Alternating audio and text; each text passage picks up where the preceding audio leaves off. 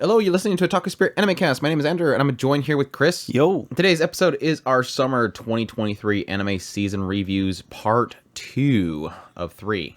We have Yohane The Parhilion, Sugar Apple Fairy Tale, part 2, The Great Cleric, My Unique Skill Makes Me OP even at level 1, Liar Liar, Temple, Bungou Stray Dogs, 5th season, Undead Murder Farce, Undead Girl Murder Farce. They decided to take out the girl, I'm not sure why.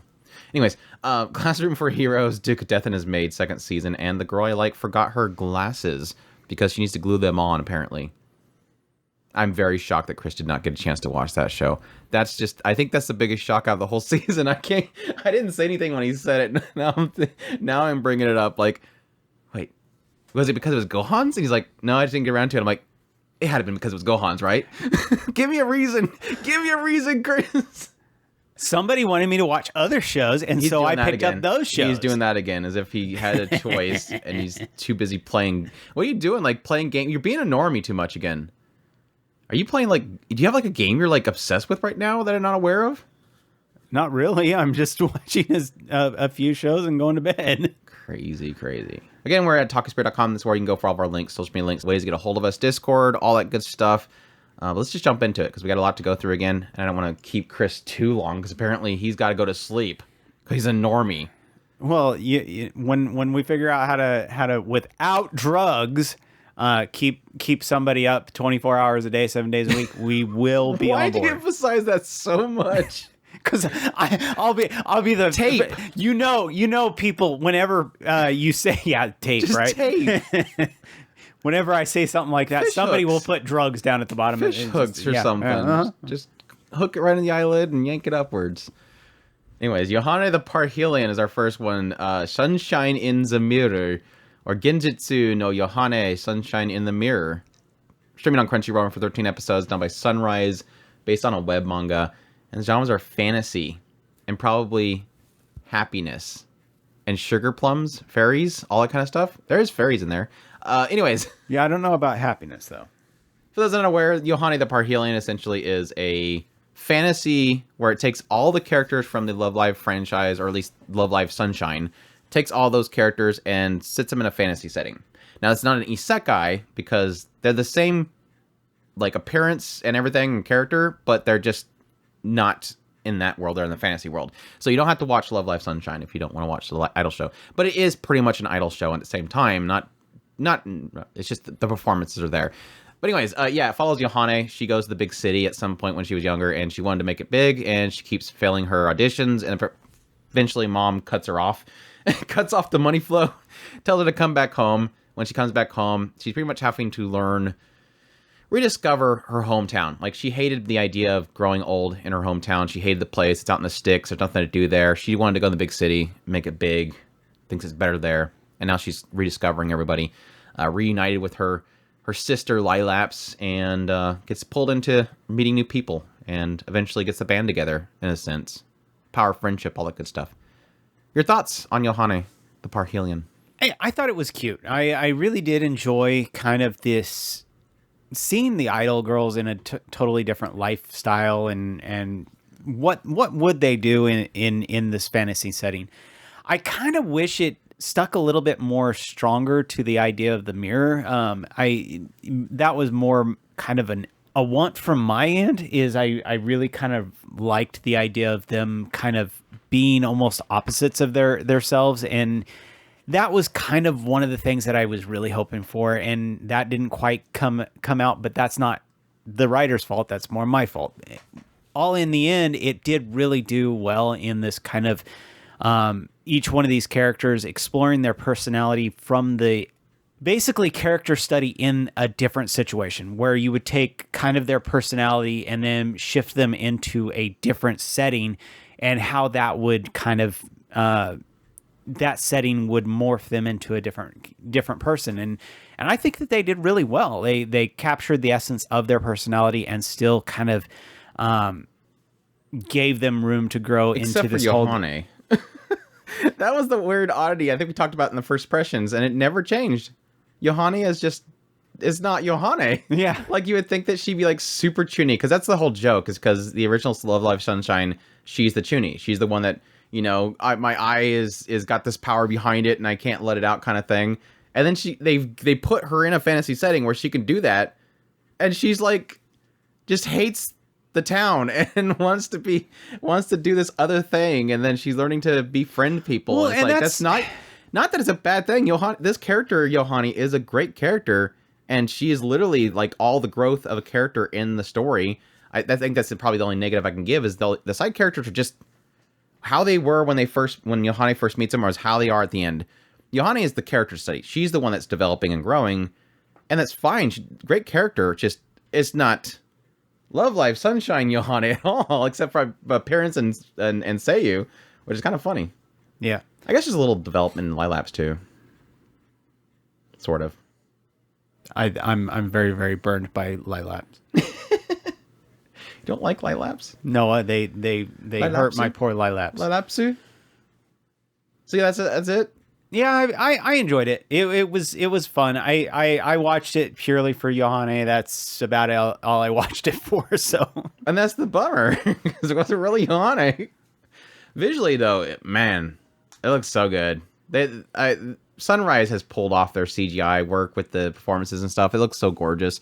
A lot of they had a performance each episode. I think there was maybe one episode didn't have a performance, but I think pretty much every episode had a performance. Pretty much everyone. I want to say, yeah, I want to say there was one, maybe two episodes that didn't have a performance. Yeah, I want to say didn't. But yeah, they do a really good job of kind of blending it in. I mean, it doesn't. There was maybe a couple episodes where the performance felt very forced, and it's usually because suddenly out of nowhere all the girls get together and they're doing a performance. It's like, wait, did they work together to plan this performance out? Like, how are they randomly singing together? But for the most part, it kind of make it fit, especially Yohane, because she wants to sing. So she'll just be out in the forest and, Lilaps will say, can you sing a song for me? And she sings a song. So most of the songs themselves and the performances are actually fitting into the show. And they look gorgeous. The overall visual style of the entire show was great. I mean, Sunrise, they know their profits are in Love Live. It's a big, big property for them. So they put that polish into their animation. And so it visually looks great. The performances were great. The voice acting was great. The emotion and everything was portrayed really well.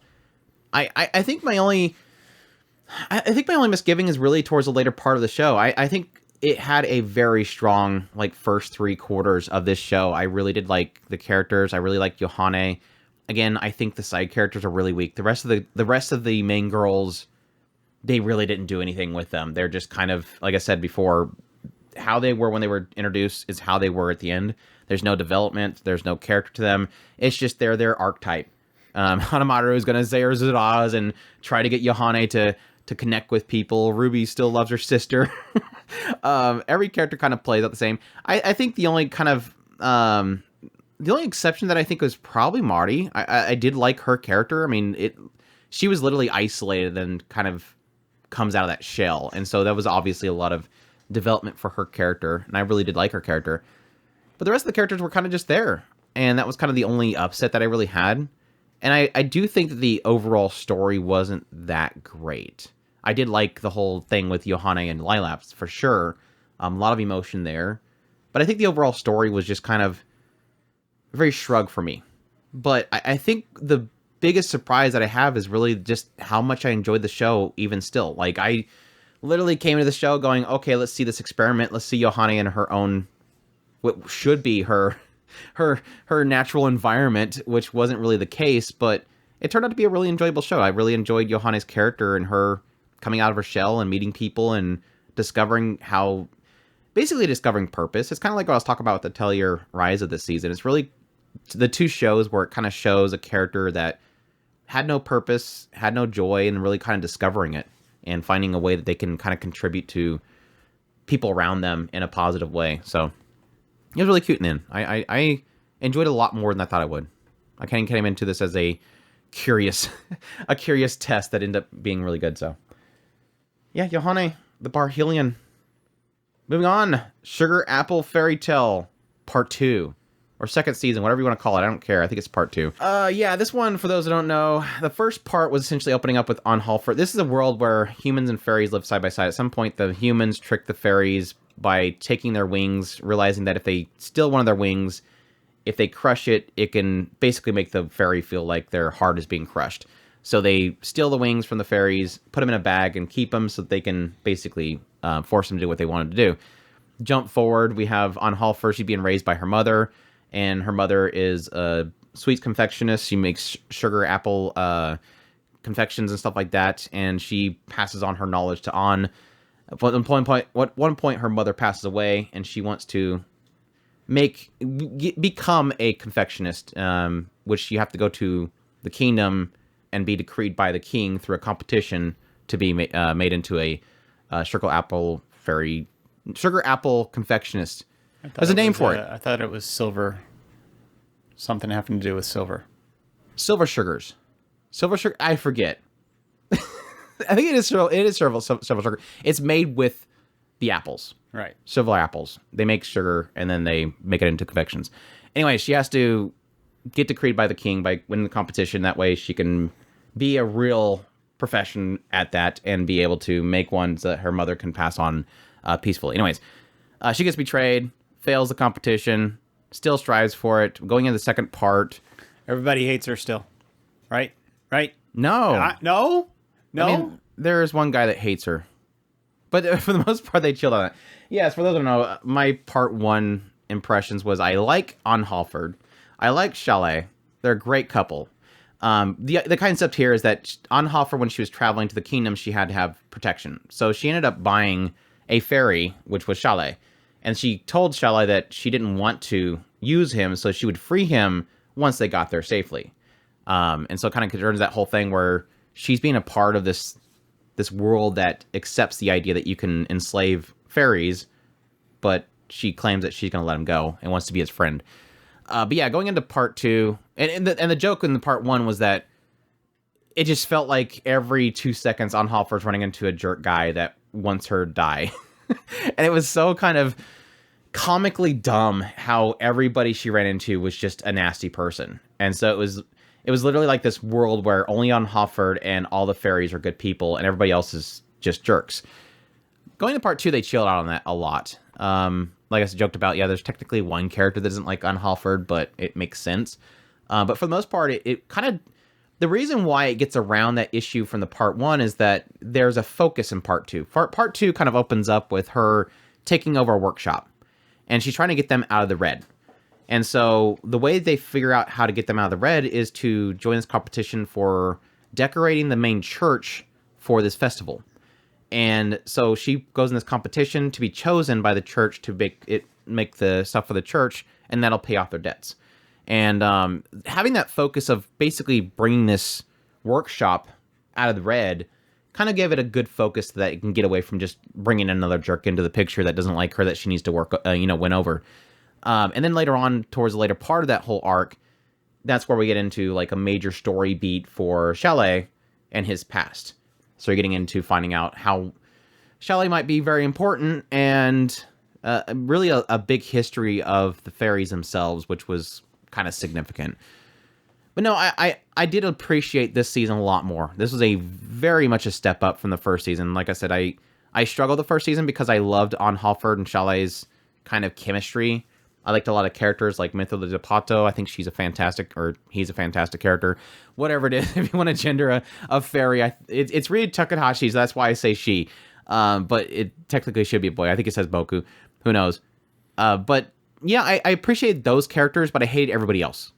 Like, it was like, I like these characters, the rest just, I hate. Get off the screen. Especially, what was that dude's name? I forget. Jonas. Yeah, he's right there. Jonas. Jonas was a terrible character, and he's still a terrible character. I only met him for like 5 minutes, and I despised him. That's all it takes. That's all it takes. And he keeps showing up, but he's still a jerk. And for some reason, he somehow shows up wherever An Hallford goes. Like this big country, and for some reason, Jonas is always there. Yeah, they try to redeem him, and I'm like, no, it's all right. But no, part 2 was much, much better. And like I said, I think it's because it had a focus, getting people together, getting through this whole ordeal, a lot into the past of this certain facility they have to go to in order to make their confections, and then kind of going into a bigger plot line about Chalet and the fairies. And I think it worked out very well, which was great, because I think it's a huge step up from the... I don't know what I gave the first season. I want to say I gave it like a 3, or maybe I think I gave it a 4 or 5. Because like I said, I I really did like On Hoffer and Shelly, so I probably gave it a 4 out of 10 or a 5 out of 10. This season's probably more up in a 6 or 7. It was a lot better of a season. So it's kind of one of those things where you're either in on this train or not. I would say if you watch the first season and you're okay with it, but there was that problem around the quote-unquote villain characters. I won't even call them villain characters. Antagonists that she bumps into. Just know that part 2 is a lot better. It's visually still a very beautiful show. I think a lot of the character designs are fantastic, especially On's. And I think the chemistry between An Halford and Chalet just gets even better and better as it goes into part 2, which has me kind of wanting another season of it, but I don't know. I think I'm satisfied. I think I'm satisfied with part 2's ending, so it's not like I really need it. I think every character pretty much got a really solid kind of story beat added to them as a group unit. I don't think they really spent too much time individually on characters, which was kind of a good thing. I think they balanced that very well. But it was a solid conclusion to it. So, and it kind of still left even though they did dive into Chalet's character, which I think is supposedly it seemed like it was the more deeper plot line to the world itself. There's still a hanging thread there, which they could get into eventually, which I'd be interested to see how that turns out. So, did you ever see where they showed Chalet being born? Yeah, for people listening, essentially the fairies themselves are born from objects. So all it really takes is a living creature, a human, a bird, or whatever. A human creature or a living creature has to gaze upon an object. And if there is an innate ability within the thing to produce a fairy, it will produce a fairy. And Chalet was like, was it Obsidian? I think it's black. It's Obsidian, right? He was like, I think it was Obsidian. He was born from Obsidian. And it was because this I think she was like a noble woman or something like that, gazed upon him on this hilt. And they kind of brought that whole thing back into the picture. And I didn't really realize it when I watched the first season. I'm like, yeah, technically there's three gems on that hilt. And so that's like the bigger picture that I think they could possibly get into more of later on. So anyways, season 2, part 2, huge step up. Really enjoyed it. Continue to like the main characters. And I would take more. So, yeah. Sugar Apuro Feri Teru. Let's see here. Silver Sugars. Just don't snort it. The Great Cleric. I don't know where I was going with that. The Great Cleric. Seija Muso Salaryman Isekai de Iki no Koru Tame ni Ayumu Michi. This one ran for 12 episodes, done by Yokohama Animation Lab and Cloud Hearts. Was based on a light novel. Genres are fantasy. Opens up with a salaryman that gets reincarnated into another world. Gets set up kind of as a starting point by the goddess and given the ability to kind of choose his class and everything. And he chooses to be a healer because he didn't like the idea of having to get up and close and personal with nasty monsters. So he's like, I'll do the healing job. That sounds like it's a guaranteed work. Everybody needs a healer, right? He chooses healer, ends up going into town, comes to find out that it seems like people don't like healers that much. And eventually goes to the healer guild where he's introduced to them and everything and gets signed up and everything and decides at that point how he wants to train, which was, what was it? The Spartan way, which was like brute force. There was the go to a school, which would get you debt. And then there was the become an apprentice. Pretty much, which takes forever. Yeah. And he decides to go the Spartan route, obviously, because that's funnier. Eventually, he joins the Adventure Guild, where he wants to get stronger, and he ends up meeting Broad, and Broad's like the leader of the Adventure Guild, brings him downstairs, and then starts to put him through like some rigorous training. In return, Lucille, the main character, will heal any adventurers that come in, and so he does that as a payment for training under Broad to get physically stronger, because he knows that he's really weak, so... Yeah, and he starts drinking Mysterious Goo X or something like that. Substance X, Mysterious Substance X, which stinks terribly, and everybody thinks he's a, what they call him, zombie? Masso zombie. Masso zombie. It's Masso zombie. Anyways, your thoughts on the Great Cleric, a world that hates healers, because all the clinics charge like massive amounts of money and put people in debt just to heal them. I'm about where I was when I was doing the first impression on this one. He's literally in the same chair, about the same location. Exactly the same spot. Are you wearing the same thing? I have not shifted. I have sat here. I thought you were going to say I have not showered. That's what that smell was. No, I feel about the same as I did. There is a lot of things about this show that I do like, but at the same time, I really, really don't care for the comedy. It's funny that we're actually mentioning or at least I am. I'm almost positive Andrew is probably going to go down the same route. The comedy in this show just does not work for me. I do like a lot of the subtext, the world that they have built here, the kind of concepts that they're building. To give you an idea, the joke, Andrew bringing up the substance X, that actually is one of the weird things about this show that I really do kind of like. They finally do this big reveal on substance X as this kind of shifting, pretty much knocking down your ability to gain experience, but at the on the flip side, you gain these massive buffs to your stats, and I think that's really cool. One other detrimental thing for a male. Yeah, well, that's aside from the point.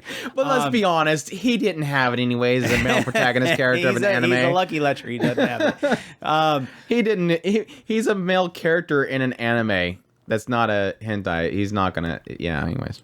But yeah, I love the concept of these little tidbits that they're going through and through the entire show. I mean, kind of flipping the entire healer thing on its head. With most situations, everybody loves the healer.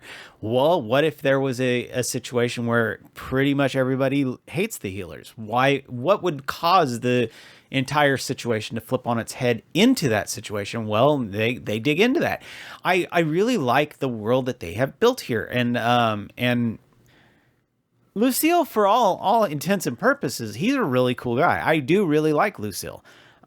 He's just this kind of, he's not a bumbling fool, but he's definitely bumbling through this entire situation.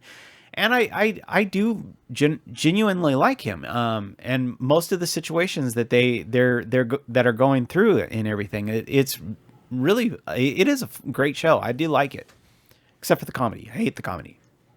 Yeah. First off, I hate the visual style. I really don't like the visual style at all. I hate the designs. I hate the V-chin thing going on. It's literally like the whole show is for people who don't know, is ikemen, like pretty boys. They're usually like in shoujo visual novels and stuff like that. They just have like these triangled chin thing going on. They're super elongated. I hate the design. I really do. That aside, animation wise, it was okay. It functioned. It wasn't a great looking show, but it was enough that makes it not terrible. That aside, I don't know, this is kind of going in this realm of shows lately that I'm not sure I'm liking the trend towards, where we'll talk about another one here in a minute. This idea of these shows where it's just all about, let's show you concept, and there's no real kind of value to it overall. I mean, this show does surprisingly have a through-line story that does, and I almost feel like they probably forced it in the end. It does have a conclusive end to it. Like, there's something accomplished. Something really big accomplished that need to be accomplished. But at the same time, it is kind of one of those shows where it feels like the journey itself is just, let's keep doing this thing over and over again. And I don't really feel like there's enough in-betweens that makes it interesting. It's just, the entire second half is literally just labyrinth. It's just like, let's just keep digging in this labyrinth. And it's like... Mm-hmm. I don't I don't care. Like, at some point I'm like, okay, he's at this floor now. I don't really care. And he's alone, so there's no like chemistry or no character stuff going on, except for when he gets back and he's achieved something, suddenly everyone wants to talk to him. I just feel like the first half was a lot of characters. It was Braun, it was all the receptionists that are all thirsty for him. There's some chemistry there. There's a failed attempt at regrets over his own failures as a healer, which was completely kind of rearranged from at least the manga that I looked at. The comedy doesn't fit, and I've stated before in the first impressions, I don't feel like it's supposed to be funny like that. The manga at least wasn't. I don't know how the light novel was. The light novel's covers look like it's super serious, so I'm assuming that they try to throw some comedy in here just to make this more appealing to somebody. I don't know who found that stuff funny. So there's a lot of issues here that I think are mostly stemmed around the studio, the style, the choice of the comedy. Some of the writing there, I think, is kind of at their fault. But I think the biggest miss the show has is that its deeper plot line doesn't need to even be there. Early on, there's a lot of emphasis on the idea that this is supposed to be a world that everybody hates healers, but they need healers. So adventurers come back from adventuring, and their buddy has got a big old bite mark in his side, and he's bleeding out. There's people that are literally saying, I'll just have to die here, because if I go to a clinic, they're gonna charge me so much, I'll be in debt forever, or I'll be, basically sold by them off to forced servitude. And it's like, well, but you're gonna die. So what does it really matter? I guess it's a fate worse than death is forced servitude, and I can definitely see that. But there was like so much emphasis put onto this idea that these healers are terrible, and he has one run-in with them. And that's it. Like one run-in with another healer. It's like this entire place is supposed to be full of clinics, and everybody hates them, but Lucille never really runs into them. And you would think that he'd run into them more because he's doing it practically for free. And you would think that they don't like that. And only one person confronts him. And it was such a short little shrug moment, and then it kind of just moves on from there. Yes, technically it bites him in the butt that he gets kind of forced to go somewhere else because of it, but it just felt like a waste of time in the end. Even having that as like this major focal point for literally half the show was about how terrible healers are, and he's a great person for being a good healer. So I don't know. It's got a lot of setup. It has some interesting aspects there that I don't think they kind of fall through with. But at the same time, it wasn't a terrible show. I did enjoy it all the way through. Just I feel like sometimes I was kind of just going, okay, stop the dungeon stuff. Just kind of move on from here. Let's go meet a character. Let's go get some development or something like that outside of here, not just grinding a dungeon on nonstop. So yeah, I'm very mixed. I'm very mixed on the Great Cleric. I wish it looked better. I just hate the female designs. I mean, where are you at on that? The female designs? Yeah, I didn't mind them. You like the Ikemen style? They were all right. I wasn't big on them. They're not my favorites, but they didn't bother me. Yeah, I don't think the male designs were that bad. Like Lucille's was fine. Broad looked fine. Like I said, I think it's just really the female designs. I don't like the chins. The chins creep me out. The chins creep me out, man. They look like, I don't know, sheriff badges. The sheriff badge chins? Is that a good comparison? Anyways, Great Cleric. There you go. My unique skill makes me OP even at level 1. This is what I was talking about earlier that we're going to talk about in a minute. It's like literally right after it. My unique skill makes me OP even at level 1. Or level 1 dakedo. Unique skill de saikyo desu. This one is done by Maho Films, the source of the light novel. Genres are adventure fantasy. And this follows Ryota, or as they call him, Yoda. Because apparently, even though they can all speak Japanese, apparently they can't say Ryota. Which is kind of a funny thing now that I think about it. Anyways, there's only one of them that can't say it. They all call him Yoda. Well, yeah, I guess it was no, she called him Yoda. The other one called him Ninjin. Yeah, well, that's the joke, him being level 1. Anyways, yeah, he's being overworked in his previous life, and then at some point he just shows up inside of a dungeon in this other world as a drop. Like this, Emily Brown was killing slimes there, and he just became a drop there. And she kind of, realized this, and they have this conversation, and she ends up showing him the ropes because he's stuck there. But essentially, in this world, everything is a dungeon drop. Like, if you want carrots, if you want wood to build a house, if you want nails, everything in this world is from drops from dungeons. You can't build anything, apparently, in this world. There's no other resources anywhere else. No, apparently they can build it. They just have to build it from drops. Yeah, right. Anyways, yeah. So she shows him the ropes. Ends up finding out that he is level 1 in this new world. There's like this little console thing you can go to, and it tells you your level and your drops and all that kind of stuff. And yes, he's level 1 out of 1, so he can't ever level up.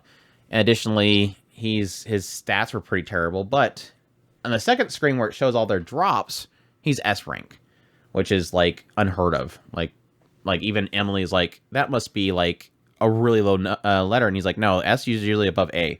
So yeah, he kills something with the help of Emily, and it drops a whole crap ton of stuff, and he uses to his advantage to getting lots of loot. Ends up kind of paying for a house for him and Emily to stay at, just kind of repay her for giving him a nice meal because he never got to, eat with other people in his previous life because he was working so hard. And yeah, just use his loot skills to kind of game the system and get good stuff, and gain the interest of a rabbit girl because he gets really big carrots from his kills. And yeah, helps some girl. Not just big carrots, the best carrots. Yes. If you gave her the wrong carrot, she will punch you. Yes. Dedo carrot. No, she will like rabbit chop you. She'll dedo or carroto. Uh-huh. Yeah. So, your thoughts? I actually really enjoyed this show. I thought it was a lot of fun. There's a lot of kind of cool little things that we're digging into and during the course of the show. My kind of caveat is this is one of those that I think is really kind of more geared towards light novel reading. Is this a light novel? Yeah. Yeah, the title is longer than 4 words. It's longer than 4 words, obviously. This is one of those that you can almost tell just because of how much the character is in kind of focused around digging into experimenting. And so when you have that's obviously there's a lot more going on in his head than is actually going on the screen.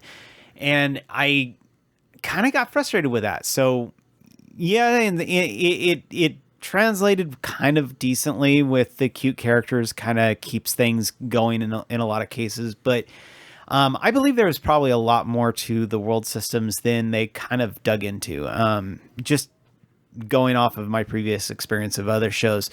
So yeah, I liked it.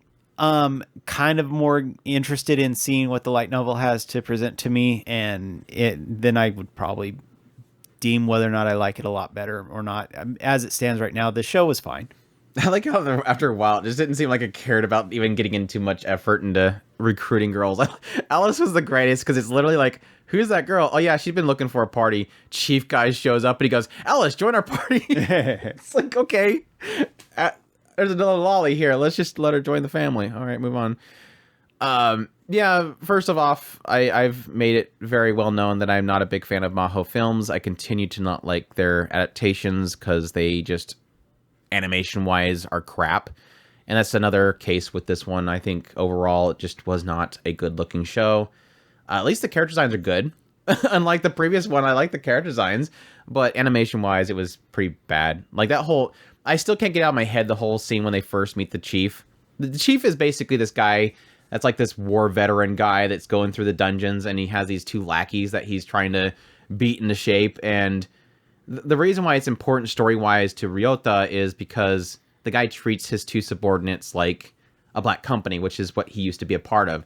And so he immediately has like PTSD watching this night chief guy treating his 2 workers terribly. And it's just that whole scene looked so bad. Like visually, this looks so bad. Because Ryota and Emily are over here sitting down eating at this little picnic in the middle of the labyrinth, and it just looked horrible. Visuals aside, I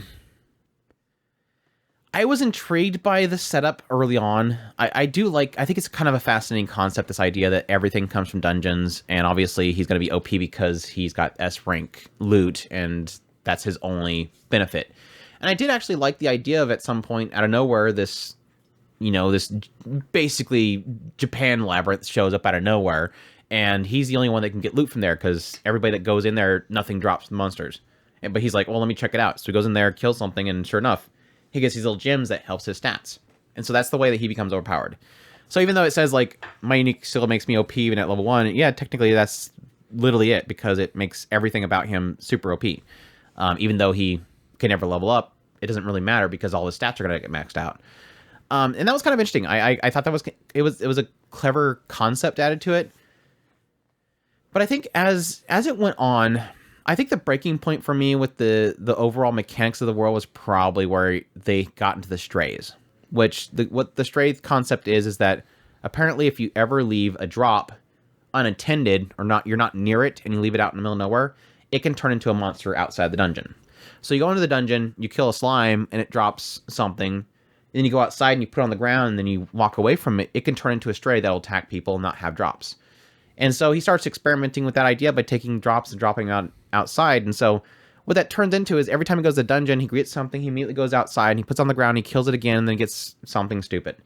And that just kind of keeps, it just kind of does that back and forth between the Honium, which is the Japanese dungeon, regular dungeons, and the loot that he gets, and killing strays. And it's just like back and forth, and he's experimenting back and forth with each one of them, getting items and stuff that are doing things. And at some point, it just kind of got, I don't care anymore. Like, it wasn't interesting at some point. It's like, okay, I can't wait to see what he gets when he drops it outside. Oh, yeah, it spawned something. He got more bullets. Yay. It got old. And I can sort of agree with Chris in the idea that that's probably something that's more interesting in the light novel, as it kind of breaks down some sort of thought process there. But honestly, reading that would probably be, I give that to Chris, like, if that's something that he's into. But something that when I think about it is like, I don't know that I really want to read that. I'm more, I do like world building, I like mechanics and stuff, but this type of mechanics and stuff, unless there's something really cool underneath it that's just not being shown, I don't think I'd care to read it. Yeah, it's just, I think the utter lack of characters and stuff outside of that stuff is where it started to kind of die for me. I got a huge kick out of the bunny girl, Eve. I think she was a huge blast every time she was on the screen. And yes, Emily was super pure-hearted. But I think outside of that, I just got really bored of the show overall beyond a certain point. So it's got a cool, interesting concept. Just kind of beats it to death, I guess, is the main key thing. It's like, there's nothing really here. There's a little bit of development around Ryota and his struggle with the fact that, yes, he kind of pushed himself too hard, and Emily has to kind of stop him every now and then and say, you know, don't overwork yourself, because obviously he's used to kind of overworking himself, because that's what he did in his previous life. Every now and then, again, seeing like the chief and how he's overworking his people, and he sees himself in that whole situation. But at some point, it's like, yeah, you're not really selling it. Like, you're trying to do some kind of PTSD overworked kind of thing in there, but it's like, I have to remind myself every now and then, like, oh yeah, that's right. He was from a previous world and overworked. I don't care. It's just like not enough emotion there, I guess. I think the very first scene with him eating with Emily and him breaking down because he's never ate with somebody in a long time was like, yeah, I kind of hit there, but after a while I was like, I don't care. Like, you're not selling me on his character at all. He just seems like a dork running around shooting things. So yeah. It is what it is. It was an okay show in the end, so kick out the fact that every time you went to Nihonium, they're just, for some reason, there with this princess is in Nihonium with all of her servants around her, and she's a freaking idol. I love it. She's just hitting things and killing things, and they're just trying to suck into a box to sell it. I don't know what the hell they were doing in there. He even throws at the guy, you could sell her undimensionables, and it's like, that's true. This is brilliant. That's true. I don't know. It's one of those things that I do get a kick out of the weird, almost gaming mechanics in some of these isekais. It's one of those, I don't know if I just kind of like the idea of the end payoff. I mean, I like the idea of, like, you know, twisting the mechanics and breaking the world itself, but like this one in Great Cleric, it's like, it felt like it was just too much. Like, I just don't care after a while. It's like, now you're just making up things. Well, what does he do when he brings it out there? Like, there's no point to it. That's where I think it might work out with the light novel. It's like, at some point, it's just him going, okay, I killed this slime and I got a beat. Better go throw it outside. Oh, I got a freeze bullet. It's like, is there a system here? Or is it just, oh, we need to have this ability for him now, so let's just have him throw something outside again so he gets a bullet for it. The outside, the strays system was kind of interesting, but yeah, I agree. There's the grindy aspect, which I can see, and that's if I remember right, I think that I kind of mentioned that with Harem Labyrinth, is there's a grindy aspect to that. I don't know how they're going to get around that in the show. There is a grinding.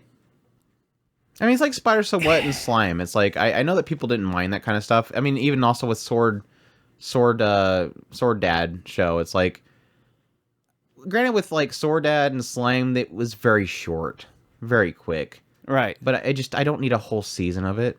Like at some point, it's like, oh, I killed this snake, and then a bunch of skills pop up on the screen with the narrator. Well, how would you deal with that? I mean, doing a quick montage, I guess, to a point, but you're missing out on possible character moments.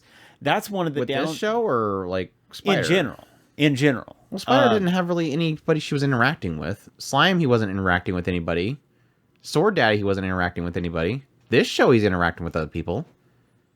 I don't know. It's just, you can easily just like pop a transition screen that says obtain these skills and list them on there, and if somebody wants to pause and look at all of them, they can look at them all. What skills did the Sword Daddy get in the early moments of that show? Quite a few of his OP ones. Which one? I don't know. Exactly. Nobody could tell you. That's like Spider So What? What abilities did she get during those first 5-6 episodes? Spider weaving. I just went through the novel. I know. Cheater. Nobody cares. Like, in the end, nobody cares because you're thinking about, yes, those greater moments of Spider So What. You're thinking about the later parts where, yeah, you're questioning who she is, what timeline she's in, and all that kind of stuff, and then you're worrying about the stupid heroes and the human side of it. I don't know. I shrug. Right? Yeah. Yeah. It's all fun. It's all in their head. There's gonna be negative Andrews podcast episode. Liar Liar is the next one, done by Geek Toys. That great studio. Source of the light novel. Genres are ecchi. That's a lie. Psychological romance. I don't know where that ecchi came from. I think I've questioned that in the first impressions too. This follows Hiroto as he goes to this island of schools. It's like these prestigious schools. There's like multiple schools on this one island, and all of them kind of run on the same system where when you get into one of these schools, they give you a phone. It's got like the whole app system, and everything in it is geared around competitions that people can have. At any point, you can essentially battle somebody else in the school premise, and you basically play a game together, and whoever wins can gain a star from the other person. And the best of the best in this kind of this entire island is the higher stars. Lower stars, you can pretty much eventually get kicked out, if I remember correctly. But yeah, Hiroto joins the school. He's supposed to be going there for a reason. I don't even think they ever said what that reason was. I think it's something to do with his sister. But he's looking for somebody. He comes to school. He's lost. He can't find his school. He ends up bumping into Sarasa Sayonji, and she agrees to help him find where his school is, and she even talks him through the whole process of the phone themselves and the app. And then she gets sprayed by a sprinkler, and she thinks that he did everything just to prank her. And so she challenges him, ends up losing to him because she was too worried about the fact that her clothes were wet. And he ends up gaining her secret star. Like, there's was it 7 or something like that? Secret stars in this school. There's a certain amount of secret stars in the school that all have different abilities. There's 7 colored stars. Yeah. I don't know what the difference between the freaking color stars and the stars is, but there's 7 secret stars that are the colored stars, and those ones have special abilities that only certain people have, and you can steal them from them, but you won't know that you stole a color star until you've actually defeated the person who has the color star. Which is important because with Sayonji, that star allows you to say one line, and it is not revealed unless somebody else gets the star. But here, the secret stars, they know who has this freaking secret colored stars, even though they don't know who has them. I think the only thing they ever said was that there's one in every school or something like that. Right. Like each one's supposed to have one. But yeah, at some point they said when the guy who was obsessed with Sarasa walked up, and they knew he had the indigo star or something stupid like that. Yeah. But anyways, Hiroto gets his star. She immediately tells him, "Don't tell anybody my secret." And he's like, didn't even know the stupid star gate. He didn't even know that it allows you to see the last person's lie or something like that. So she just confessed to him that, yeah, she's not the real Sarasa Sayonji. She's actually like a double that's taking her place because the real one got kidnapped, and she wants him to keep the secret while she stays there. And he kind of agrees to it, and they help each other out because if he loses again, that star can go to somebody else, and then Saionji will, the next person will know that Saionji's secret. So yeah, he goes to school. They have competitions. People are jealous. They fight each other, battle, duel. He's joined by essentially the head of the school that he's in, the headmaster and mistress there, knows the fact that he just got this star and he's a fake 7-star. So she wants him to essentially keep winning because obviously it looks good to her school, claiming that Saionji's father will hate him for a fluke win against his daughter. And so he has to not fail. And so she assigns him this maid that works for this company that hacks the systems and stuff like that. Apparently everything's really easily hacked, which makes you wonder why it's even a system.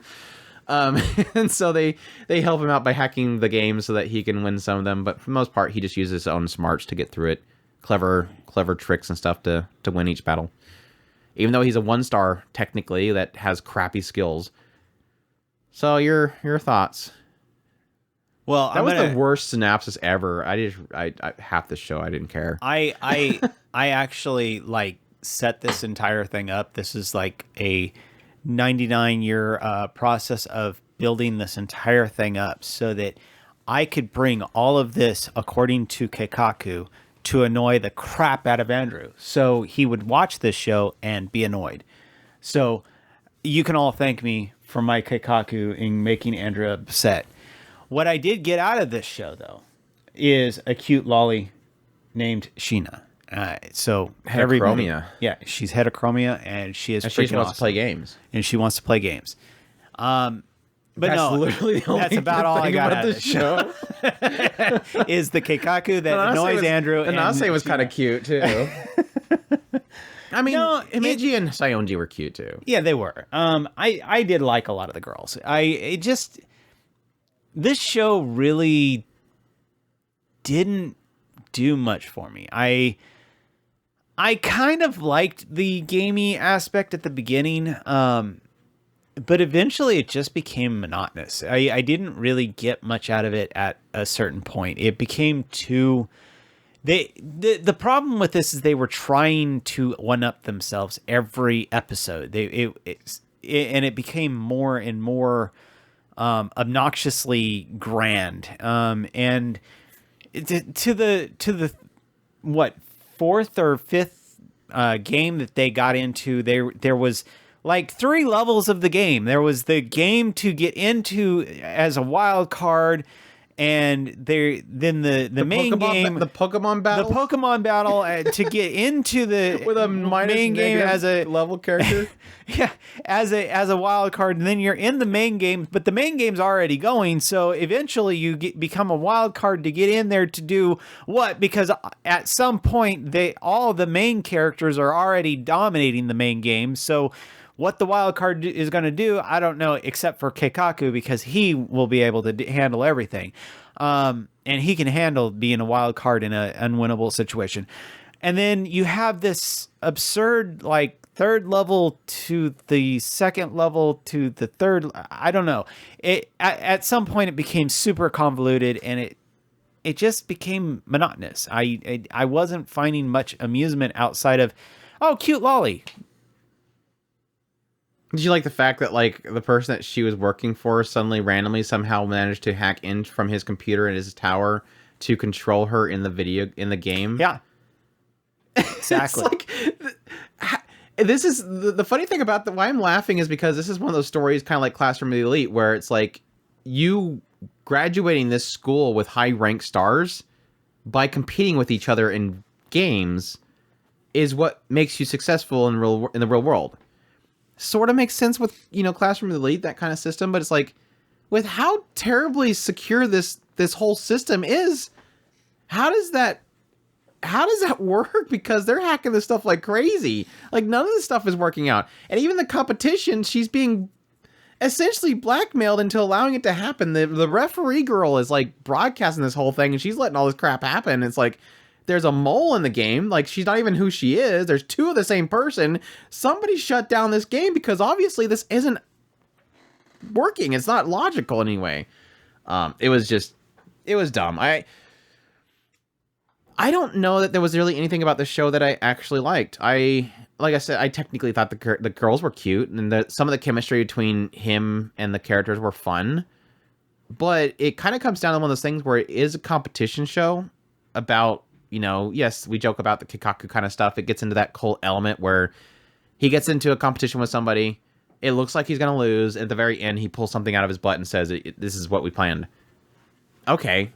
And then it goes to the next competition, and they sit there and they spend half an episode explaining how the game works. And I'm like, don't bother explaining it, because I know none of this is going to play out this way. Yeah, sure enough, they play the game. Nothing's going well. He's got his back to a corner, and then he pulls something out of his butt and says, there it worked. Boom. Da-da-da-da-da. Cast roll. It's just kind of, after the third time, it's like, I don't care anymore. I almost just want to skip to the end to see what the Keikaku was, and he wins the game, and everything moves on. I don't think... There was really nothing I really liked about the show. I mean, it didn't look terrible. Didn't look great either. Didn't look good. Didn't look great, but didn't look terrible. They had cute characters. Yeah. That doesn't look bad.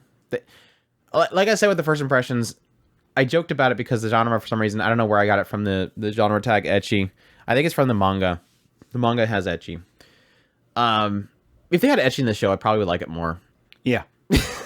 Just there you go. Just he should have added ecchi. I don't know why or not. It's probably because it's Geek Toys. I don't know. That's Liar Liar. Pants on Fire. Shrug. God, it's gonna be a super negative Andrew episode. Did you watch Temple? Yep. Tempuru. No One Can Live on Loneliness. Yeah, this one was by Gekko Studio. Web manga is the source. Comedy, romance, ecchi. This one has ecchi. That's a true tag. That's a true tag. Anyways, yeah, this follows a guy who always looked up to his dad, thought he was the coolest dude ever. And then when he grew up, he realized that no, his dad was a womanizer and essentially just like ruined everybody's lives that he was around. And at some point he just ditched, his father just disappeared, left them be with a massive debt. And he decided to live the rest of his life trying to hide from the sake of his father. Like, he even goes to school and everything, and every now and then people will be like, oh, you're Akagami. So it's like the ghost of his dad constantly haunts him. But yes, he eventually, at some point, ends up bumping into this girl that was walking down the street, and he gets, he's like love at first sight, and he hates the idea of falling in love because he doesn't want to be like his dad, who was just a womanizer. So he decides to quit school and join become a monk, basically. So he goes to this one place, this nunnery. He goes to this one temple, which ends up becoming a nunnery, which ends up being a nunnery. And so he shouldn't be there, but he's there anyways. And he comes to find out, yeah, that place is in massive debt, and he's going to help him. That was a place that had the 20 million debt. And so he's going to help them replenish that money to kind of make good on what his father did. And yeah, everybody, for the most part, like the first couple episodes, the usual harem type show like this, where everybody's trying to get him kicked out by doing different things, and he somehow managed to get around it all, and then eventually wins over everybody's heart, and lots of ecchi shenanigans happens. And at some point, they have to figure out who's going to actually run the nunnery in the place of Kiki, who's leaving. And yeah, Yuzuki steps up because her mother used to run the place, and she wants to follow in her mother's footsteps. So there's story in there somewhere. Thoughts? There was story in there? Yeah. I just thought there was excuses to do. Mia's parents are just like Akagami's. They're sex crazed too, and she wants to get away from that. So she wants to be away from lewd thoughts. Right. And then you have Kagura, which apparently is a part of a family that his whole purpose is to make sure that Mia's family Is as naughty as stays possible. horny Yeah, as possible. exactly. But that totally makes sense. Kiki, like I said, just wants to retire. I don't know that I would call Kiki that. just wants to retire. I don't know. Tsukuyo just she messed up Akagami, and he's landed on her, and then she doki doki'd on him. I guess that was it. That was a dumb one. There's some story in there. I don't know that I would There's call it lots story. of It's just plot. excuses to have. See, this is Do the why joke, this Chris. is, Do the joke, Chris. There's lots of plot. There's loads of plot. Loads of Loads of plot. No, this is the perfect example of just ecchi just for the sake of being ecchi. I love it. It was just so much to munch on. But with a single T. Why? Yeah, there's lots of butt. No, but with a single T. I don't know. Akagami is annoying. Anyway, Say it. Akagami is annoying as hell. No, he's actually pretty cool. No, I actually thought he was pretty annoying. cool. He's like old school harem yelling all the time. Oh no! I like that he's good with it, even though he doesn't want to be, because he wants to be, pure and transcended. But dude's annoying.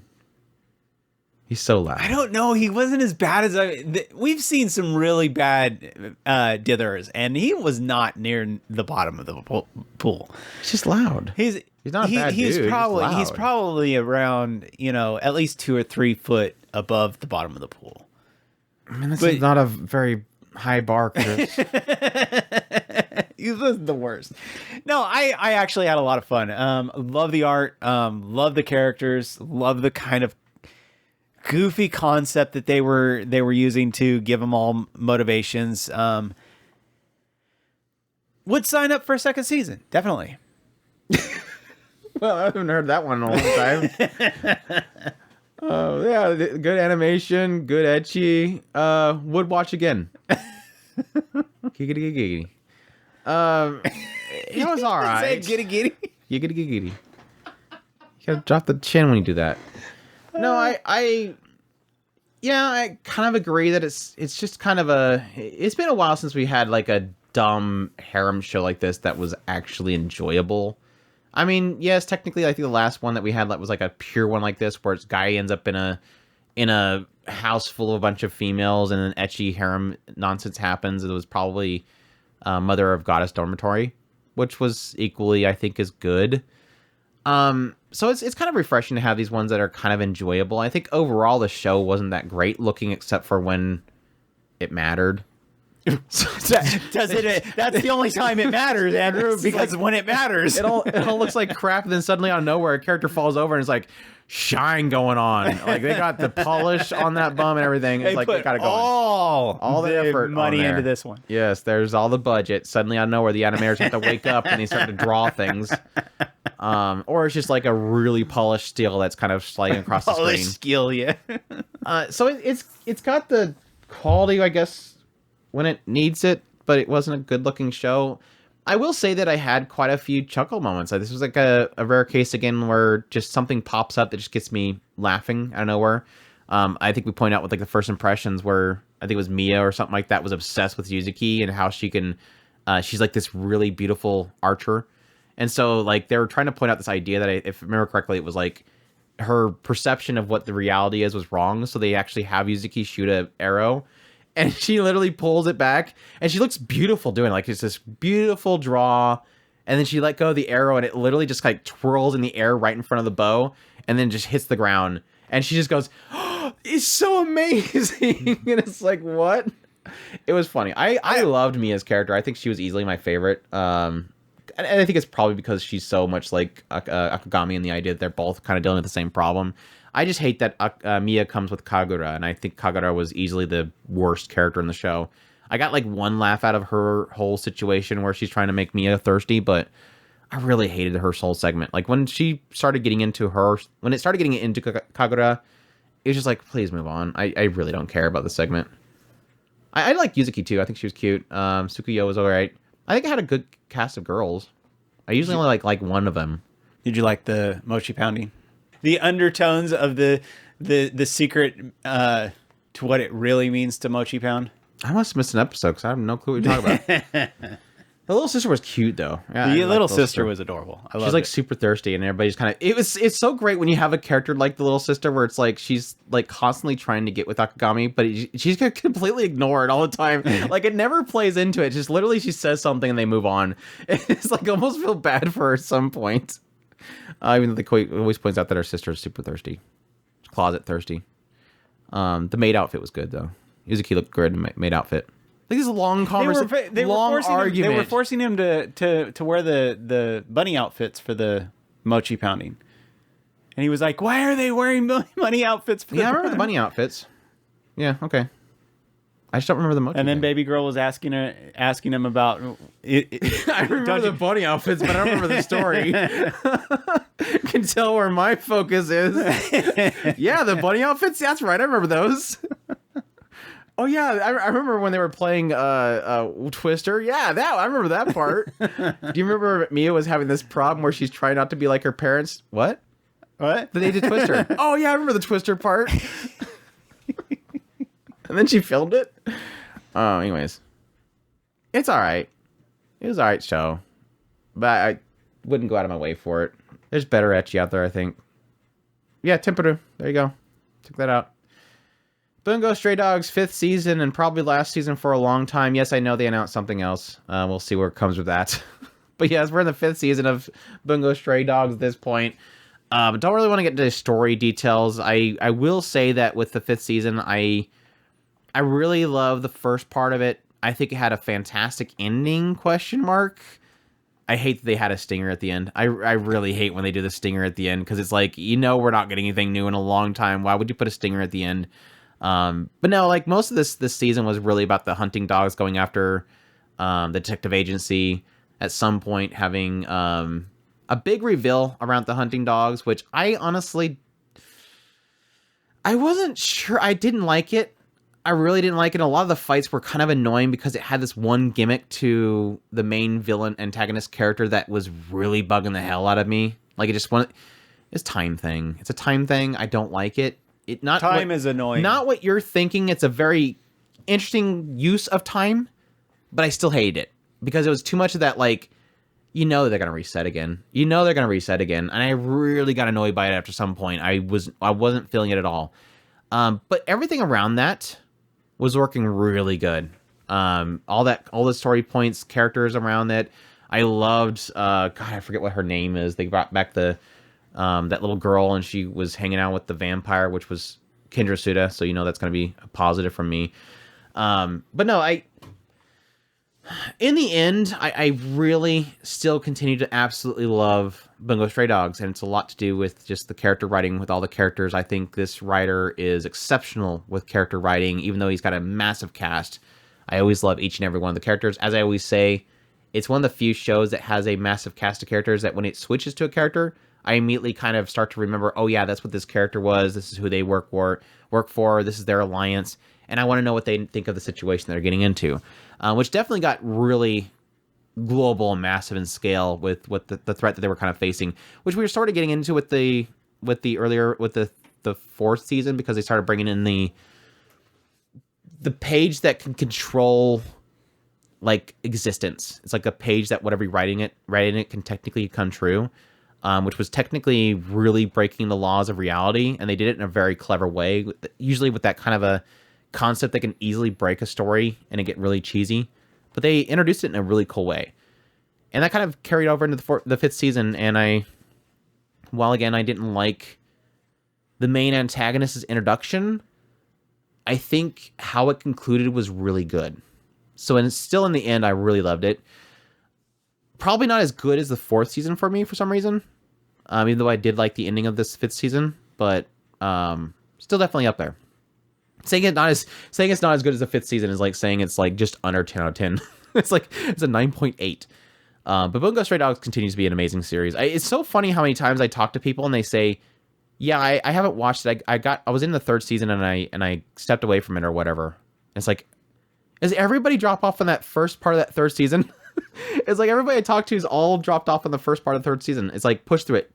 The later part of the 3rd season is great, and it just keeps getting better. So I highly suggest Bungo Stray Dogs. It's got to go somewhere in my top.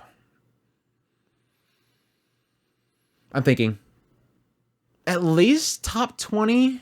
If not, it might nudge into top 10 anime of all time. I really love it. I really love Bungo Stray Dogs. So they got an Edgar Allan Poe. Yep, they're all different authors. Well, I knew some of the other ones. I didn't know that. Oh yeah, Edgar Allan Poe. He's new. Yeah, he popped up I think in late 2nd season ? Oh yeah. Yeah, he was early. He's Rampo's rival. So yeah, really cool, awesome stuff. Really love Bungo Stray Dogs. Like I said, they said there's more to come. Like I said, I really hate the fact that what happens is like they wrap up the current thing, it still has a hint that something's going to come up. But then it concludes. Like, I could say you craft the cast scrolls. I'm like, I'm good.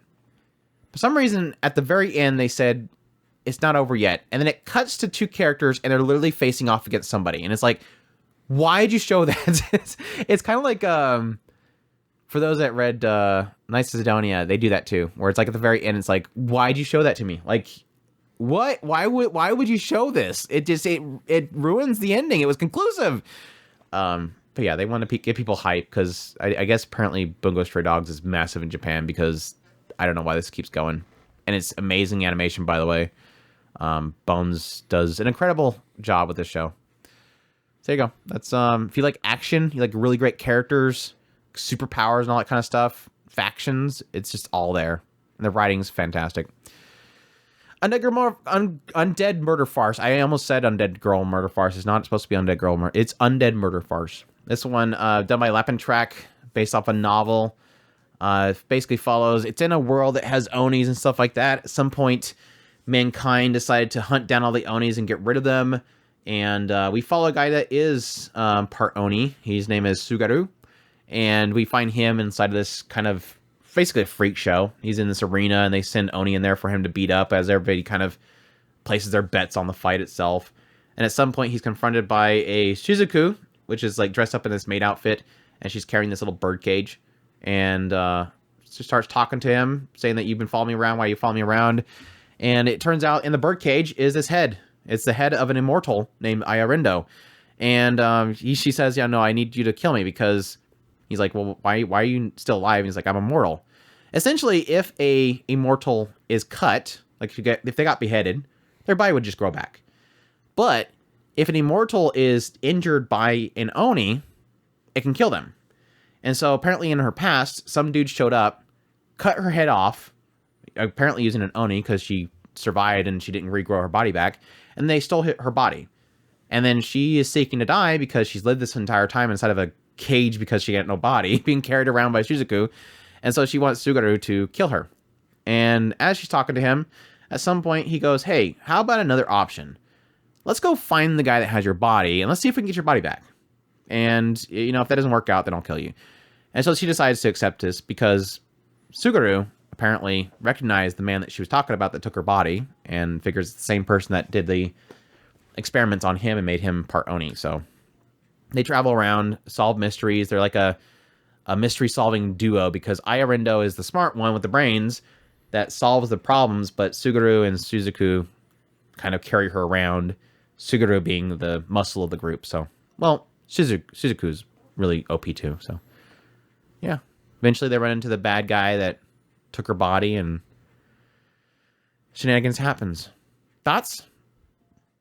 I actually really, really love this show.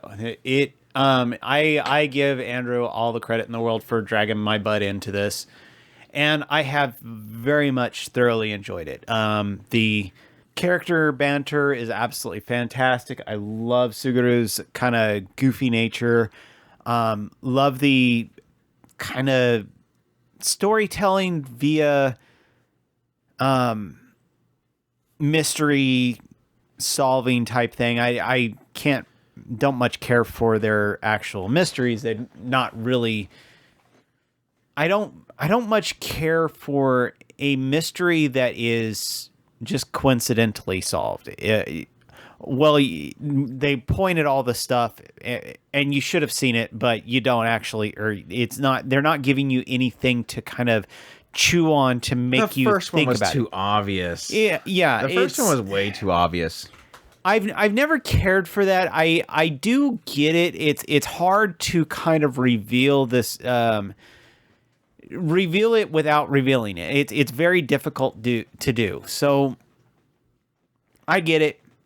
But probably something that's really hard to notice. It probably is. It probably plays out very well in the novel, I'd imagine. It's because possible. I was told that the thing that tipped the hand with the first mystery, which was him putting his hand in his pocket, was like apparently not even in the novel. So it's like, yeah, I think that's where they kind of the animators tip their hand.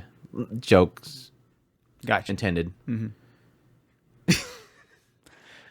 Anyway, sometimes, I mean, mysteries are difficult to do. They really are. And I enjoy a mystery of understanding what it is that the detective is noticing, kind of pointing at stuff, not necessarily making you come up with a conclusion or a deduction, but actually pointing these things out so that you can at least have a chance to it.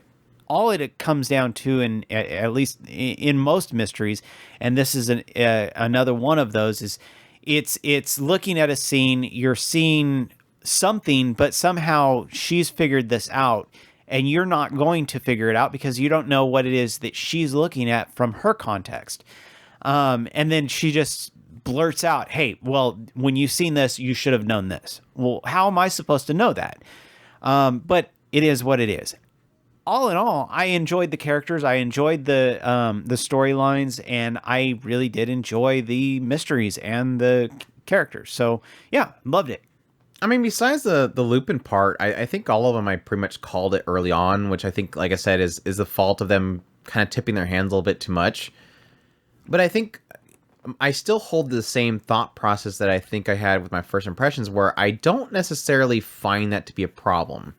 Like, no, I think I pretty much mentioned, because I was doing video impressions on this show, and I think I mentioned in a video, where I almost felt like I seen this, and I hope that it's not that easy, and then when it comes to the end, I'm going, well, so it was that easy. But I never really find it to be a problem with the show, because the chemistry is just too dang good. Like, it's not... I think for the most part, and again, the novel might be different, I think for the most part, the mystery's not really... The mystery's there. It is fun to kind of go, am I right? Or try to piece things together to fit what you think is right. But I think for the most part, what comes down to is not necessarily the mystery so much as just seeing how Ayarindo puts it together. Because I think the way especially with the director that was involved, which again, I'm criticizing him for how he handles certain things, like tipping his hand too much, but at the same time, I'm praising him because this director is amazing. I think Omata, the director for this, which did Kaguya-sama Love is War and Shogun Roku Rakushinju, he's really great at portraying the story in a very creative way. And I think the writer themselves is a fantastic writer at chemistry. So you have great chemistry, you have great character writing, and then you have this director that's visually putting it into something that's super creative. It's like this massive, like, this buildup of really fantastic things all put together in a really creative way. Like I kind of pointed out early on, is like the first episode having this whole segment where Suguru is... Ayarindo is asking why Suguru essentially was trying to live. When Shizuku, her maid, attacked him, he was fighting back. But in actuality, it seems like he's wanting to die based on how he's doing these match fights and using his Oni powers, which will eventually make him go mad and die. And he's explained the fact that he's trying to go mad, and he's trying to do it while he's in the cage so that at some point he'll go crazy and to kill everybody that's watching the cage matches. And it'll be this grand epic show. The entire time he's talking about this, he's you know, putting on this spectacle and dancing around. It's so super cool. And they did the same way when they first revealed the first mystery. When they saw the first mystery, it kind of turns this whole thing where literally Suguru, as he goes out there, like, it's his turn to shine, because Ayarindo did all the mystery solving. Now that she solved the mystery, now it's time for Suguru to step up. He's the second part of the show, which is to fight the bad guy that, you know, just got caught. And he just goes out there and he turns into a spectacle. Like, he's in the cage match again. It's so really well put together. Now, I will say that, like, a lot of the creative choices later on in the show, especially around the combat sequences, I did not like. For some reason, they got this big obsession with doing these massively blurred outlines of characters' faces. Like, they would have a character and their faces kind of sideways on one side of the screen, and then you'll have like this backdrop behind them on the other side of the screen. And there's like this weird blurred outline to the character's face. And then you have, like, a lot of times, you see the pixelated stroke effect that they were doing, that green pixelated stroke effect to things? I don't remember it. It was, like, so horrible. Like, it's like somebody literally took a layer, which is like maybe a character, it could be a cloak, any object, and they apply a stroke, which is basically an outline around that layer, and then they just, like, I guess, increase the size of the pixels lower the pixel count but increase the size of it. So it's almost like somebody put neon green Lego blocks around some object. And it was like, Omada, I love your work. You're super genius at directing, but what is this? So besides the weird blur outlines and the weird pixelated stroke green, and a little bit excessive use of stills in just the most disorienting ways in combat towards later parts, it was a really good looking show. A lot of the fight scenes were really great except for the later parts. So I'm guessing towards the later part, maybe they just ran out of time or just the budget was starting to fall apart. But for the most part, I love the show. I think it's fantastic. I think a lot of my enjoyment's really around Suguru and Ayarendo. I think their chemistry is fantastic. When Shizuku finally actually started talking, I did enjoy her chemistry with Suguru as well. Constantly at each other's throats. But there you go. That's Undead Girl Murder Farce. I really enjoyed it. It was a favorite of the season. It did technically come down for me a little bit because I did not care for. It was mostly that last arc. I think at some point it got kind of boring, but it was good. It was good. Yeah, Jack the Ripper. Okay, right there. Classroom for Heroes. There's another winner, Chris. Eyo Kyoshitsu. This one was done by Studio Actus. Source is a light novel. Action, fantasy, ecchi. That's for sure. This one follows Blade. And Blade really wants friends. His name is Blade, and he really wants friends. You'll get to know this in the first couple episodes because his name's Blade, and he really wants friends. You get that in the first 5 minutes. I think they finally got out of that, which was I was like, please don't let this be the whole show. But yeah, he's going to this academy that trains heroes. It come to find out, yes, Blade is in fact the hero of the past.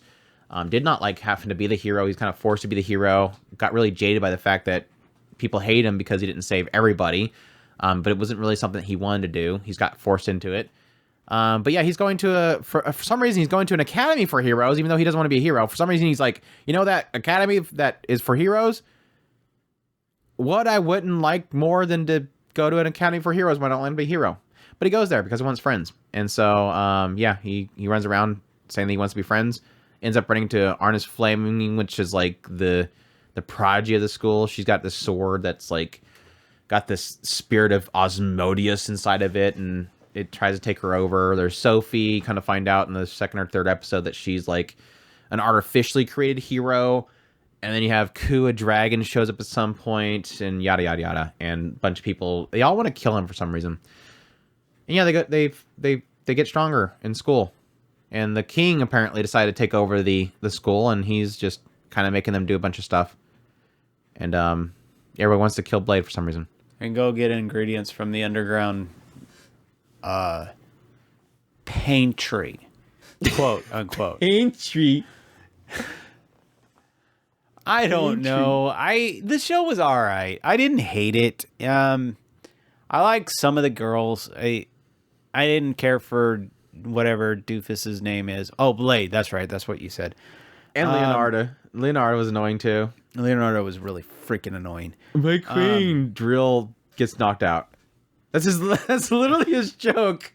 My queen turns on his drill and then gets knocked out. I just want to point out, I came away from this entire show with a Dragon Lolly and Sophia. But why does it look so good?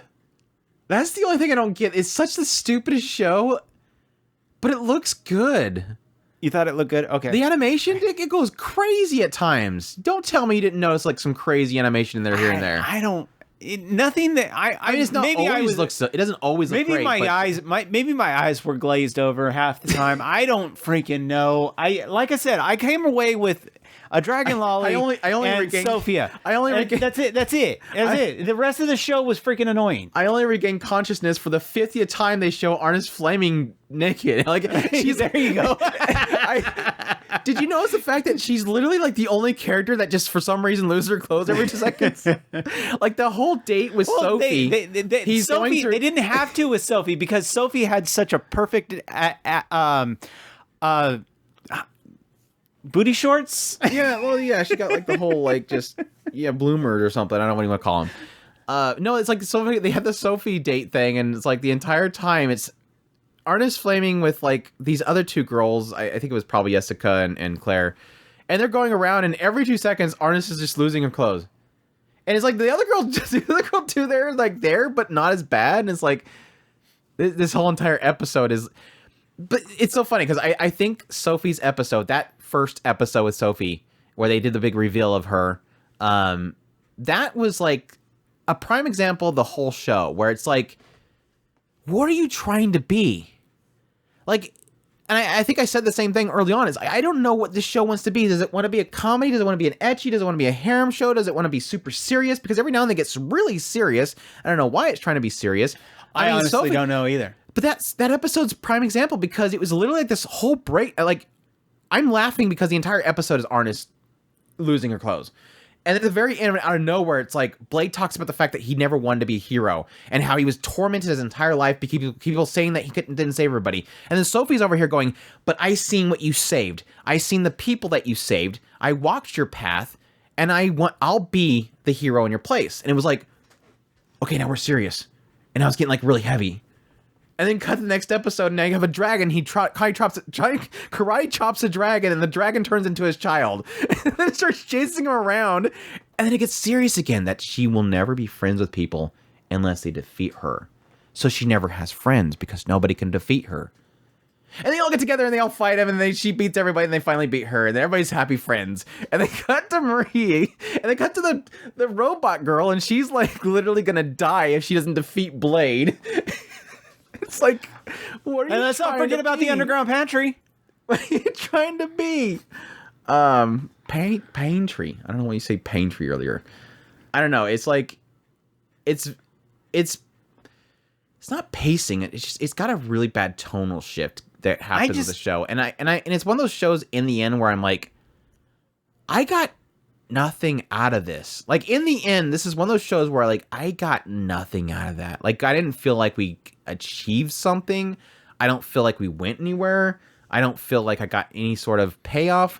I mean, there's a couple characters that I like their story. I mean, there was a little bit of a, again, very serious moment with Maria towards the later part of her whole segment.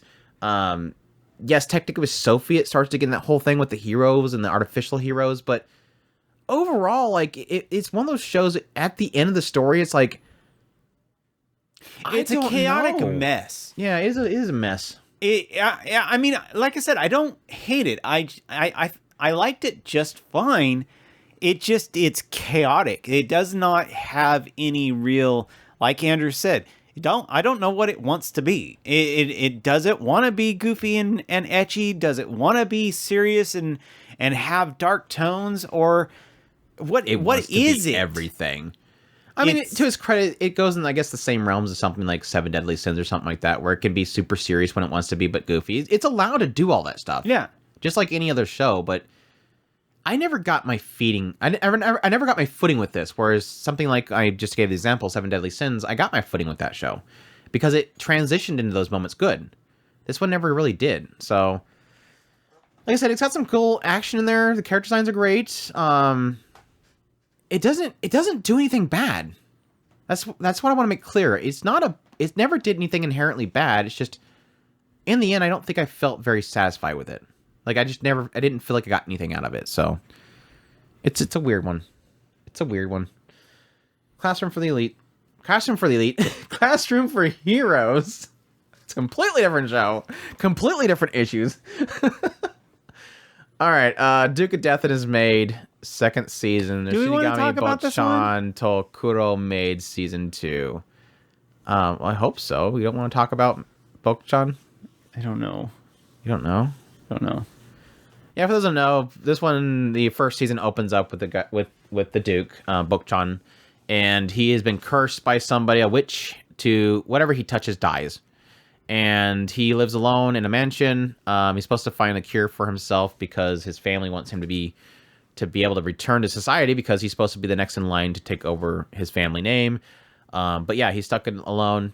Doesn't really know how to get rid of the curse itself. Then out of nowhere, someone from his past, Alice, shows up. She's going to be his maid.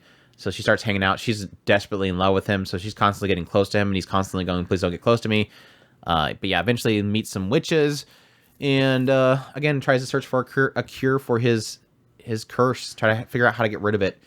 and I think it kind of gets in that more with the second season. We get a lot of focus on Zayn and Kuf, which are the two witches that he eventually met in the first season. Kafu. And a lot of focus on Delith, which we want to get into that whole thing. And the second son. Yeah, him too. Don't say second. Now you're gonna get him. You're gonna get him triggered and everything. And then out of nowhere, Nico, decay, and a school. And the hot Gyaru witch. I like the hot Gyaru witch. She was great. She's awesome. Emilia was great too. I like that. I knew immediately who her husband was gonna be. Right? I was like, yeah, it was so obvious. I know where that's going. Which was kind of dorky because Zayn and Kofu was trying to hide the fact that they were witches, and it's like, yeah, he's like, yeah, my wife's a witch. Anyways, yeah, your thoughts on the second season, which apparently is getting a third season. It's great. I'm guessing, seeing as how that's how they left us off. No, I liked it. It is nice to get some kind of more of the same. It really, I did get really kind of turned off at the beginning of the season. It felt like they were doing some kind of musical with it, and it was driving me nuts. Oh my gosh, I try to forget that. Thanks, man. I just had this random remembrance of that, and I was like, no, I hated that. I literally, I was so annoyed with it. I actually kind of commented to Andrew about it. I was like, it feels like they're turning it into a musical for some stupid reason. But luckily, it kind of chilled out on that. I totally forgot. Thanks. But yeah, I did enjoy most the latter part of the season. The musical thing kind of irritated me. But yeah, there was a lot of goofy kind of jokes that they balanced those into the storyline really well. Kind of enjoyed the bigger picture that they were kind of opening up with Delith and Sade. Definitely digging into more of the witches side and getting into a lot of that, especially with the circus kind of playing into that. But yeah, I really enjoyed it. Kind of can't wait to. They're really building a lot of this up, so I'm really kind of looking forward to it. It's so funny because like I don't necessarily think it's more the same for me. Like the first season was so they got really wrapped up in the whole joke between Alice being thirsty and Bok-chan constantly going, "Please don't get close to me, Alice. Please, you're gonna die, Alice. Please stop trying to touch me." Whereas like the second season, it was surprising how much focus was on Zayn.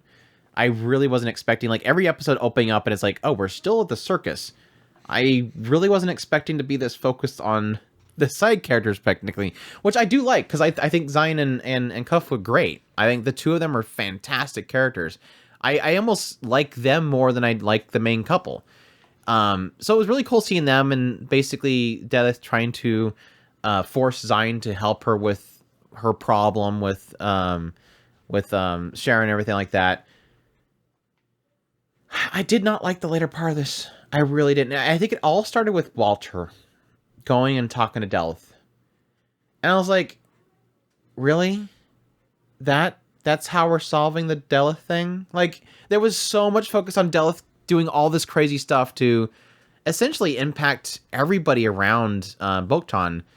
And then Walter comes in and says, "You look fine." Oh, it was like, what? That's your resolve for her character? That's how you're going to fix her character? Is she just gets doki for this dumb idiot? I hated that. I really hated that. And it kept that way. Like, for the rest of the show, from that point on, I don't think I liked this season. And to be fair, I didn't like that either. But I kind of just went, oh, well. Okay. Well, that was my point too. I was the same way. I was like, shrug, whatever, move on. But it never correct course after that. That's my problem. Well, I've seen. I mean, we've gone back and forth over the idea of characters being kind of magically fixed with one thing, and it's like, okay, we're supposed to forgive everything that they've ever done, and it's like, yes, I get the problem, but they're writing it that way. It's not like being frustrated over gonna fix it, but it's one of those. Yeah, I agree. It is one of those. Why that you've focused your entire life around destroying these people if you don't get what you want out of them, but Walter walking in and saying, "Oh, well, you don't look that bad." Well, okay, let me go ahead and flip a massive issue with her face. And she's very self-critical about it, but it's still dumb. But no, like I said, it never corrects itself because beyond that point, what kind of happens is they do not one, but 2 visits to a certain time period that's very critical to the story. And they do nothing with it. It's like, oh, cool, we're going to finally see what happened to the Duke. We're finally going to see what started this whole thing. Nope, never mind. Okay, we're going back again. We're finally going to see what happened to the Duke. Nope, we're going back again. And it's like, stop. And then we do the whole school thing, which felt, why do we even do that? Like, it felt like that had no purpose whatsoever, besides to show that somebody else hates Sade. It's like, oh, let's add another person that hates Sade, because everybody hates Sade, because she's a psychopath. And I guess technically they're still there, but it felt like the first half was great. I love Zion and all that kind of stuff, but the second half was bad. I don't know if it was technically half of it. I don't know exactly when the whole Walter thing happened. It was around 6 or 7, right? It seems like it was in thirds to me. The goofy musical stuff, then the circus stuff, and then the the pool school. Scene. The pool scene too. Indoor pool. Yeah, that was good. The indoor pool, the spa thing. I like that one. It was a good episode. I like when Amelia went there and they met Amelia. That was kind of cool. But then they did a musical in the water. I don't know, what was it? Is it because the first season that everybody liked the duet and the OP? Maybe they were like, hey, let's do a bunch of musicals. I wonder, how do you put that in the manga? Maybe it's in the manga. Maybe they did like the little musical notes around them with lines of text or something, and you're supposed to know they're a duet. I don't know. I still like it. Looking forward to next season because, as I kind of joked with Chris earlier, it's like, yeah, that last scene just out of nowhere, like literally the last second of the last episode of the season was like, huh? Like, it was literally one of those, I went to everybody that I knew that watched it and I was like, WTF, that last scene, what happened there? So I'll be interested to see what happens with that in the 3rd season. But yeah, it is kind of one of those things where you have this main driving point, which is the quote unquote Duke of Death. And I'm kind of at the point now where I'm like, I kind of want that to be done. I know that's your chemistry, but I kind of want it done now. Yeah, I agree. I kind of want to move on from that. I mean, we can have the Deleth and Deleth and Sade thing that we can still do that. We don't have to have. It can still be called the Duke of Death. He could just turn into somebody that's able to select what he kills. No, you either have it or you don't. No. He has to say death, and there's like death, and he touches things. Slither, thinner. No, it's thinner, huh? Thinner. He rubs his hand against her cheek. Anyways, Duke of Death is made. 2nd season. Looking for the 3rd. And last one we have for this episode is the girl I like forgot her glasses, which Suki na ko ga megane wo wasureta.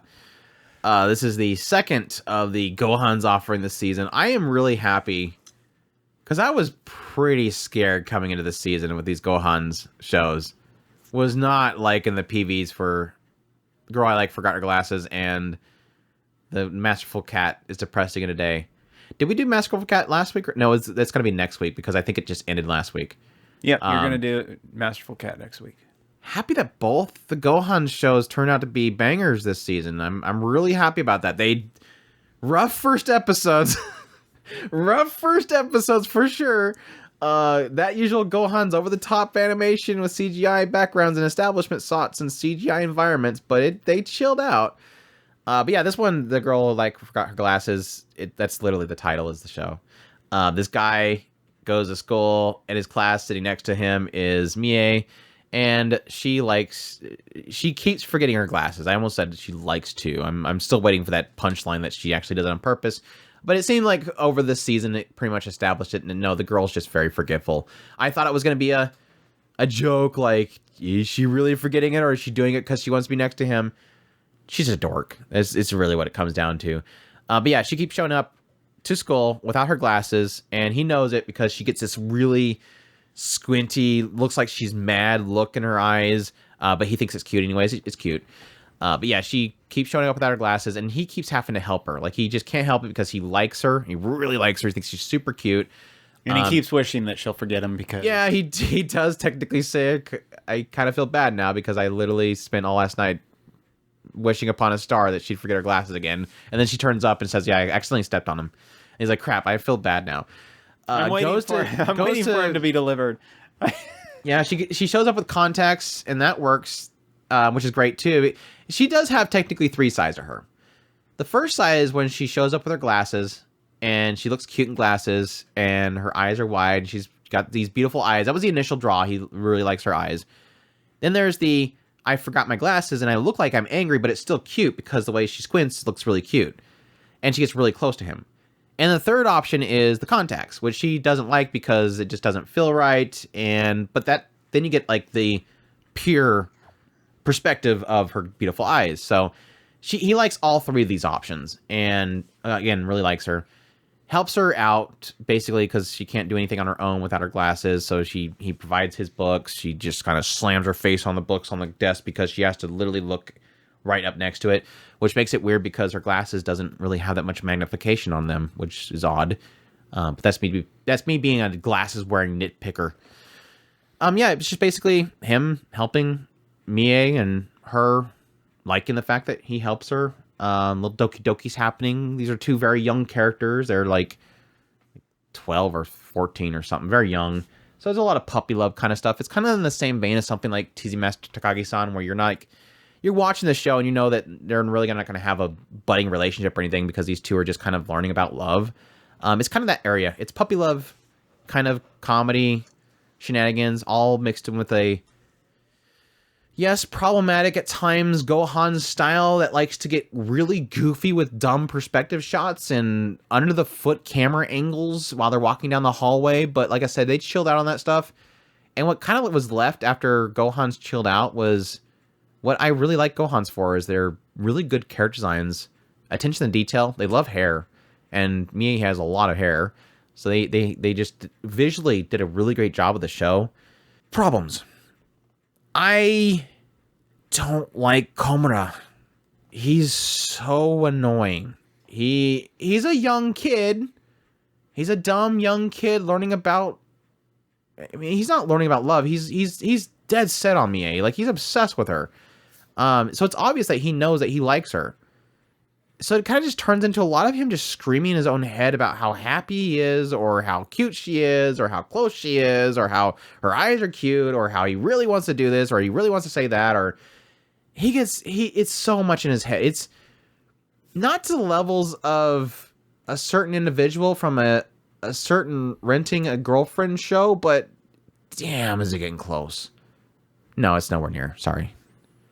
It's like 2% of that character from Rent a Girlfriend, but that's enough. 2% of that is saying a lot.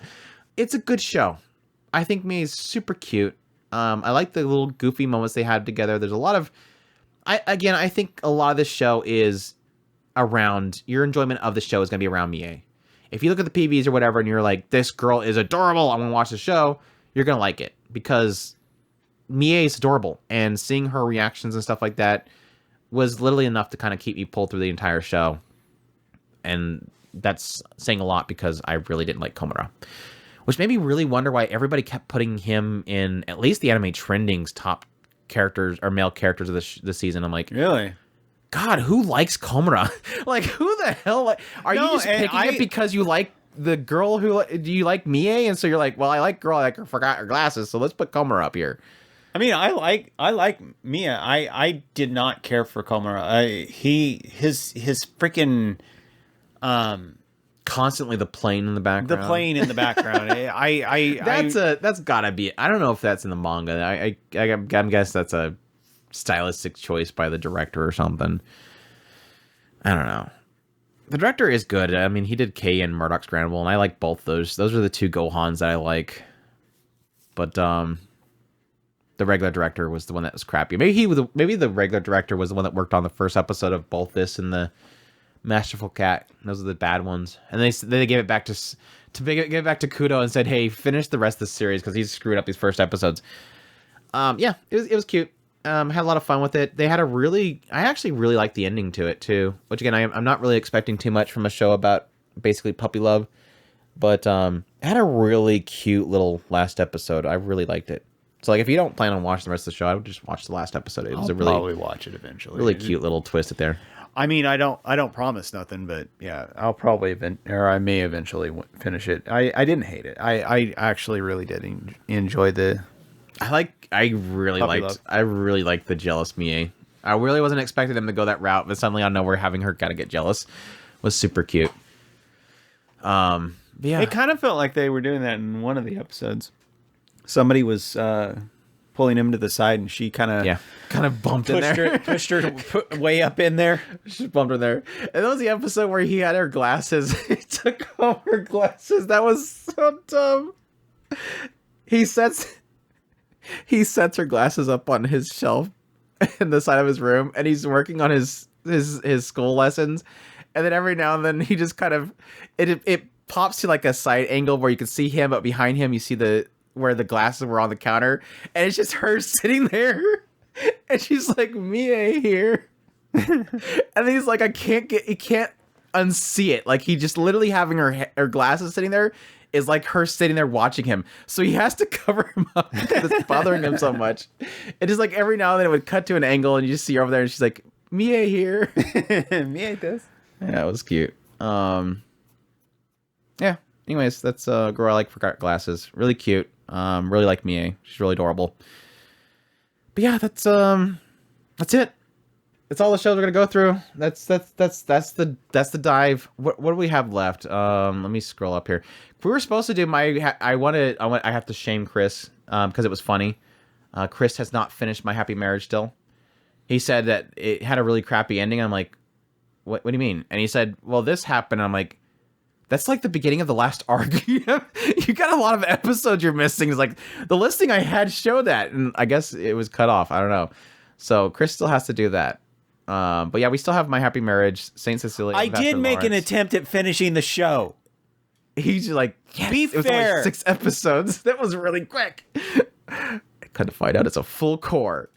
The Genie of AI, Saint Cecilia and Pastor Lawrence, Bleach, 1,000-Year Blood War, The Separation. The Masterful Cat is depressed again today. Rent a Girlfriend 3rd season. Don't ask me why I still watch that stupid show. Am I actually the strongest? My Tiny Senpai. We'll probably do Rain of the Spellblades, even though I think it technically still would have another episode to do, but I'm not going to wait for that stupid show to finish. Sacrificial Princess and the King of Beasts, and Tonikaku Kawaii High School Arc or something like that. High School Hen. I don't remember what it's called. Did you get a chance to watch that one? No. No? I've watched Tonikawa and Chris didn't. What is happening? Something's wrong, people. I'm watching something I shouldn't be. I shouldn't be watching that. No, I'm just mad that I'm watching that stupid show and you didn't. It's a personal thing, Chris. It's a me thing. It's a me thing. Why am I subjecting myself to this? No, I'm joking. It was actually a good 4 episodes. It wasn't that long, so. Anyways, that's it for this episode. I hope you guys enjoyed this podcast episode. Thanks to everybody for the support, kind words. TalkingSpear.com is where all the links, different locations. Really greatly appreciate everybody that supports monetarily through Patreon, tips, links, memberships on the YouTube channel. It means a lot to us. Until the next episode, y'all take care. Oos.